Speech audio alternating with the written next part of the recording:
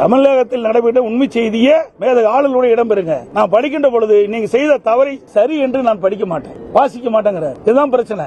நடைபெறுகின்ற சம்பவங்கள் எவ்வளவு நான் சொன்னேன். பாலியல் குற்றங்கள் என்ன நடந்திருக்குது, வேலைவாய்ப்பு இருக்குது, தொழில் முதலீட்டை நீங்க ஒரு தவறான தகவலை புள்ளி விவரத்தை கொடுக்கறீங்க.